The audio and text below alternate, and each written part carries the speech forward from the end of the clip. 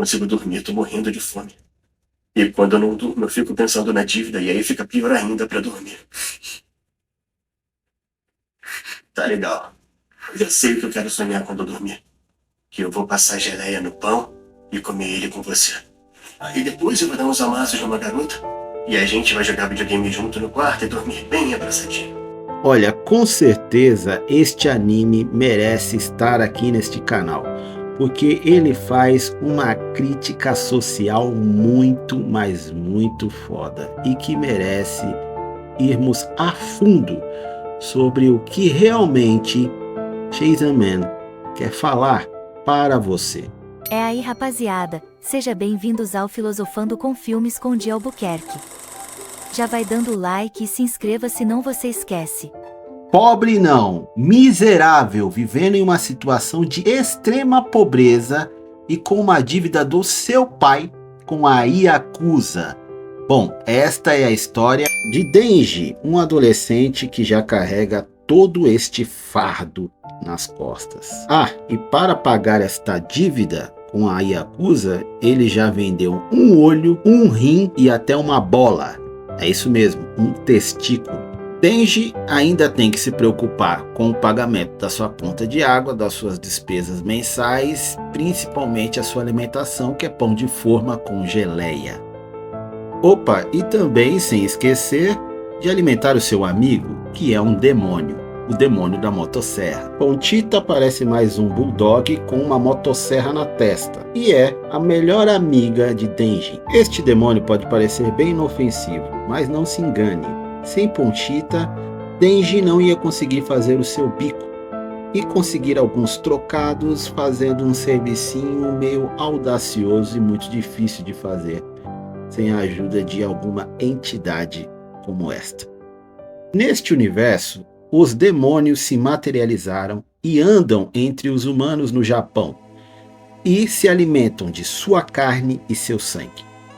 Pontita e Denji fizeram um laço de amizade quando Pontita estava agonizando e quase morrendo do lado do túmulo do seu pai, que tinha sido enterrado após se enforcar por dever a Yakuza. Então, com os poderes de Pontita, Denji começou a executar diversos, mas diversos demônios e ganhar muito dinheiro para a Yakuza. Mas a Yakuza sempre o sacaneava e sempre dizendo que ele devia mais e mais e mais, até que chegou o ponto em que realmente a Yakuza armou para ele e aconteceu uma grande tragédia. Após ser traído e executado por um demônio zumbi, Denji foi mutilado e seus restos mortais jogados em uma lata de lixo. Pontita também foi morta, mas ao ter o seu corpo em contato com o de Denji, um pacto de sangue foi firmado entre os dois. E agora Denji se uniu ao corpo de Pontita e com uma alça em seu peito ele acionava várias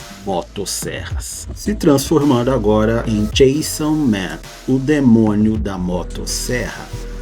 Bom, agora que você já entendeu o que eles se tornaram, vamos voltar um pouquinho lá para trás e entender melhor as metáforas envolvendo esta relação do Denji e a Pontita. Como eu disse desde o início desse vídeo, este anime é cheio de metáforas e referências. Lembrando que eu estou analisando o anime, eu não li o mangá. Então esta é a minha visão exclusivamente dos episódios que eu assisti da primeira temporada de Chainsaw Man. A relação de Denji com Pontita, logo no início do primeiro episódio, é aquela mesma relação de um morador de rua com o seu cão de estimação. Denji está à margem da sociedade. Ele deve dinheiro para Yakuza, ele não tem um bom lugar para morar. Na verdade, ele mora em um muquifo, um barraco. E preste atenção que quando o anime mostra a moradia de Denji e aonde ele quer andar, para onde ele vai, que é a cidade, dá para entender que é um local bem distante. Ele está afastado da cidade, provavelmente porque ele não tem dinheiro para comprar um apartamento ou até alugar uma casa. Denji está à margem da sociedade completamente. Para ele, o seu maior desejo em determinado momento é ter uma fatia de pão de forma com geleia para saciar a sua fome. E mais para frente, ele vai falar no anime que tem outro desejo, que é pegar em peitinhos. Sim, pegar em tetas. Após a sua transformação em o demônio da motosserra e ter vencido o demônio que o matou, ele é recrutado por uma corporação que cuida de exterminar os demônios do Japão. E esta organização, a princípio, se apresenta para ele pela figura de Makima, que seria a sua chefe. Na verdade, esta posição de chefe é até um pouco além, porque Makima não o trata apenas como um funcionário, mas sim como um cachorrinho e depois como um escravo, como ela mesma menciona. Makima entendeu que Denji é aquela pessoa que está à margem da sociedade e que ela pode utilizar este desejo dele de ter coisas tão banais, tão comuns para qualquer indivíduo, para o seu bel prazer. Esta relação da Makima com Denji me lembra muito relações totalmente desproporcionais de algumas multinacionais, das quais elas fornecem uma remuneração ao funcionário que não corresponde às suas necessidades mais básicas. E mesmo assim, o funcionário se sujeita àquela condição.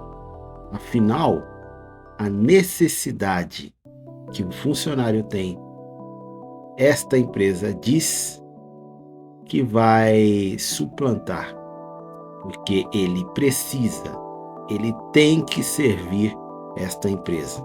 Afinal, sem os trocados que correspondem à sua remuneração, que fazem ele pagar pelo menos parcelado as suas contas, ele não vai conseguir viver. E também corresponde àquela famosa e antiga situação que a pior tarefa terá que ganhar a pior remuneração. Esta é a prerrogativa do capitalismo voraz. Esta é a forma que o capitalismo tem de controlar você e até fazer com que você procure se enquadrar no sistema para, quem sabe, um dia se tornar uma Makima. Na animação, Makima utiliza o fato de Denji ser portador de um demônio, uma criatura que a agência combate e que faz com que ele não possa exigir muitas coisas. Afinal, ele não está no mesmo patamar que a Makima. Então, sendo portador de tal demônio, ele será tratado como um cachorrinho, ou melhor, como um escravo. E afinal, esta relação não seria uma grande alegoria? Não seria uma grande correlação com o que nós vivemos na nossa sociedade?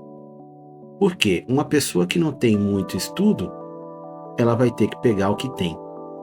Ela vai ter que aceitar qualquer tipo de tarefa para poder pagar as suas contas. Bom, e ainda no assunto trabalho, a gente tem que analisar de acordo com o universo que o autor propõe para nós. E é o universo do Japão. E no Japão, não é segredo para ninguém que eles têm um grande índice de suicídio. Este problema já se arrasta há algum tempo, As autoridades japonesas tentam fazer de tudo para que isso diminua, mas por causa desta cultura do trabalho, do sucesso, que a pessoa tem que prosperar, que a pessoa tem que dar certo na vida, muitas pessoas acabam não aguentando este fardo e escolhendo esta saída. E que é bom deixar bem claro que nunca, mas em nenhuma hipótese, será a melhor saída. E com certeza este seria o maior problema no capitalismo, porque quando você idealiza que só se você tiver dinheiro você vai ter sucesso na sua vida, que isto é o sucesso, aí você pode ter uma crise muito grande de consciência, de existência, quando você não conseguir ter este sucesso econômico, ter o dinheiro. Mas voltando aqui à questão dos desejos, e especificamente sobre o desejo do nosso personagem Denji, que começa em ter uma vida melhor. A princípio, Denji queria poder comer todos os dias. Uma fatia de pão de forma com geleia não seria a melhor comida para um ser humano? Mas para Denji, mostra o quanto é pouco, é pequeno o que seria o bastante para o satisfazê-lo na condição de extrema miséria que ele vivia. E depois que ele consegue saciar já este desejo, trabalhando para o Departamento de Defesa Pública, com a sua melhor fatia de pão de forma com geleia, ele ainda tem outros desejos, porque ele quer pegar em peitinhos. Mas aí, depois que ele pega em peitinhos, ainda lhe falta alguma coisa, porque ele pegou nos peitinhos, mas não era tudo aquilo que ele imaginava.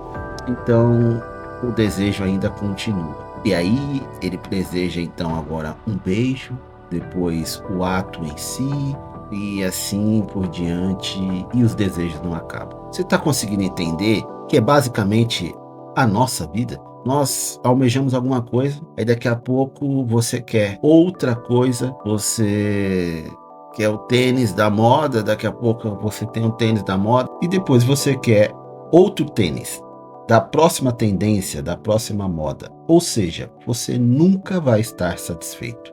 Então Chainsaw Man não é apenas um anime que vai ficar falando de peitinhos, de uma certa obsessão adolescente, ou de cenas extremamente violentas, que tem até vísceras saltando. Porque, é isso. Se você está imaginando que um cara que tem uma motosserra na testa e em cada braço uma serra para fazer carinho em demônios, bom, deixa eu te avisar aqui que você está errado. Isso não vai acontecer. Ele vai fazer, um grande estrago tendo estes poderes. Então tem cenas de ação bem fortes, mas tem também este debate filosófico inserido em todos os episódios deste grande anime. Eu aconselho muito a você assistir. E percebendo, é claro, estes grandes assuntos inseridos no anime, que a gente aqui sempre debate no nosso canal. Por isso que você tem que se inscrever nesse canal, tem que assistir os vídeos que nós estamos postando, para criar este debate, esta discussão filosófica que tem nas obras listadas aqui. Eu agradeço a você e continue assistindo os outros vídeos do canal. E aí, o que você achou? Deixe o seu comentário para criarmos o nosso papo filosófico.